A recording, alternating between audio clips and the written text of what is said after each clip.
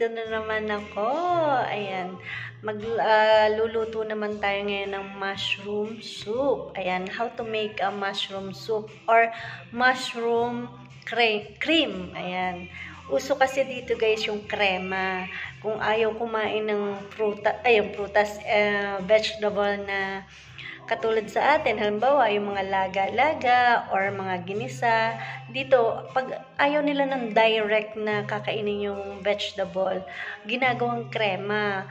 For example, yung kalabasa. So, ibi-blender. Parang ang ginagawa nila, ilalaga muna, tapos saka ibi-blender. Ayun. Parang, kaya ginagawang krema. So, dito naman sa amo ko, direct na siya, hindi na kailangan ilaga o lutuin. Direct na talaga sa blender kasi kumbaga yung nauna ko kasing amo, niluluto muna, parang ginigisa-gisa sa sibuyas, ayan, tapos saka i-blender. Dito sa ngayon sa amo ko, dahil nga maganda yung blender niya, lahat pwedeng gawin sa blender na to kasi malaki yung blender. So, direct na siya. Doon na maluluto. Ayan, doon na igigisa. Ayan, basta sama-sama lahat. Susundin mo lang kung ano yung ano ng blender kasi may instruction naman. May mga menu din ng blender. Pero itong gagawin kong mushroom soup ay ang tawag dito, sarili kong, kumbaga hindi ko susundin yung sa blender. May sarili akong version ng mushroom soup. Kasi dati nagawa ko na, hindi ko lang naipakita yun. So, about dun nga pala sa sa gazpacho, nakat yung video ko na, yung itinuturo ko yung paano gamitin yung blender. And yung nagbi-blender siya, nakat yun Nag-copyright hindi ko alam kung bakit nag-copyright. Tapos nagkamali ako sa edit. Na-mute na, hindi ko, na-trim ko, dapat pala mute. Ayun. So, ayun guys, pakita ko sa inyo ngayon naman yung how to make a mushroom soup or mushroom cream. Ayan.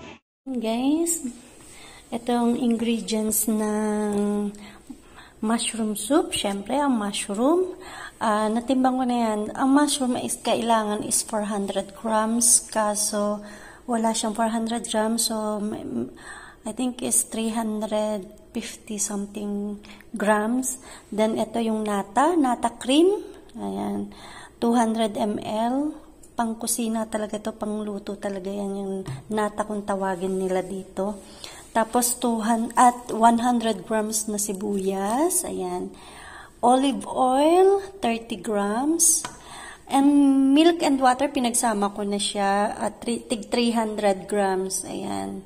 So, ayan guys, ang mga ingredients ng mushroom soup or mushroom cream, ayan. So, kaunti lang, napaka-simple lang, 'di ba? Ayan. So, ipakita ko sa inyo kung paano gawin. Yan. Mushroom, hahatiin lang natin sa ayan. Kasi mabiblender naman siya. Ayan. Pagka yung mga employer na ang blender ay yung normal na blender. So, kailangan lutuin, igisa muna to. Tapos, doon titimplahin, tapos saka i-blender. Dito sa amo ko kasi, may maganda yung blender niya, malaki, tsaka, kumbaga, doon nalulutuin. Ayan. Dire-diretso na yon. Habang niluluto, biniblend na niya. Susundin mo lang, may mga may mga recipe din sa blender. So, kung ano yung gusto mo, meron din mga juice, yan. Kaso ito, meron naman dong mushroom, minsan wala, katulad nito, mushroom. Meron siyang mushroom, pero may mga iba pang kasama. Ayaw ni senior yung ganun. So, gusto ito, plain lang talaga siya. Ayun. So, simulan na natin guys. Isang blender, katulad din ng ginamit ko dun sa sa gazpacho. So open na natin. Naka-ano na to eh, naka-English, na siya, English language. Ayan Cuisine Mars.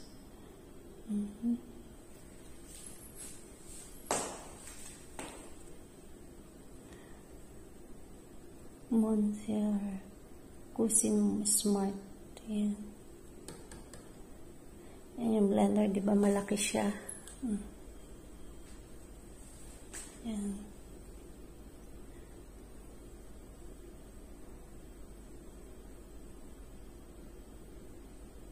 Ayan guys, okay? Got it? So, naka-English na siya.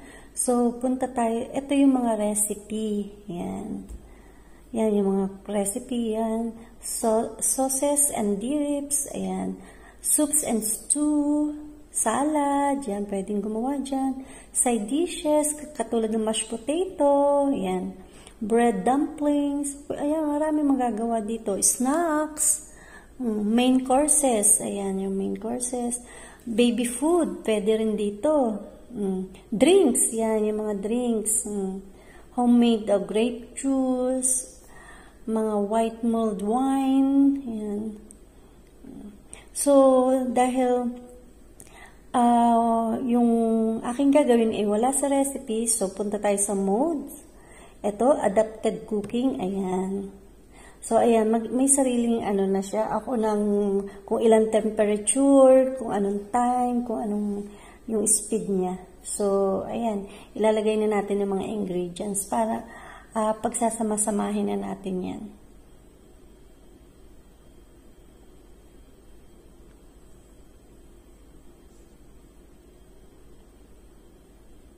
Ayan guys. So, onion muna. Nilagay ko na yung onion. Tapos, ating isasara.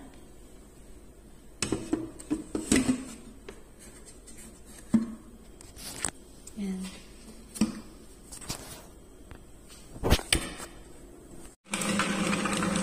Ayan, nagbe-blend na. Ayan. 5 minutes and 3. No temperature, so 3 speed and 5 minutes. And yung sibuyas lang, guys. Ayan, pa siya, nagbe-blend pa siya.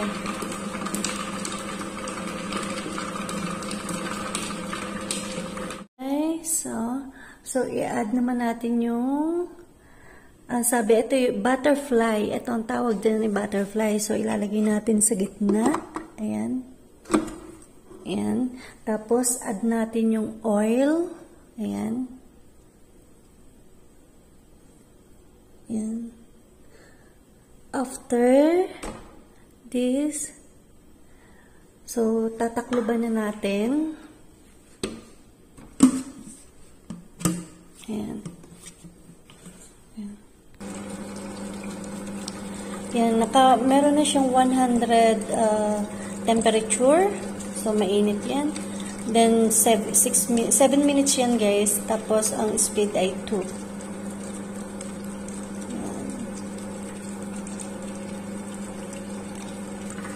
Ayan, sabi ng blender, pot is hot. So, okay, got it. Ayan. So, pag nag 3 minutes siya, hindi ko siya i-stop. Ilalagay ko naman yung mushroom. Ayan. Ayan guys, malapit na siya mag 3 minutes. So, ilagay na natin yung mushroom. Ayan. Dito.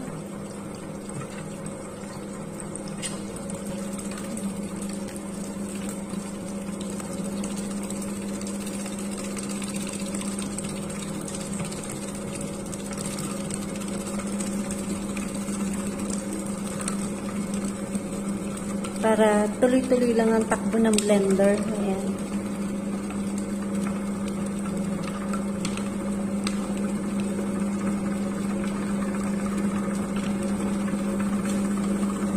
Ayan guys. So, yan. Wait na lang natin matapos. Tapos, mamaya natin lalakasan ng speed. Ayan, tinanggal ko na yung butterfly guys. Ayan yun. So, ilagay naman natin yung nata. Ayan.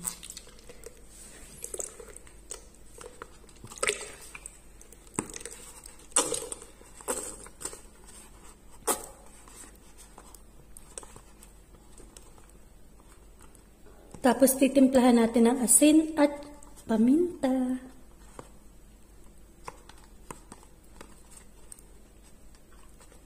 Ayan guys. Ayan, natimplahan ko na guys. To, sinarado ko na ulit. Ayan, nilagyan ko na ulit ng ganito kasi ang add na naman natin, no temperature, pero speed, gawin natin 3 minutes. Then, ang speed ay mataas ngayon, 7. Ayan. So, start.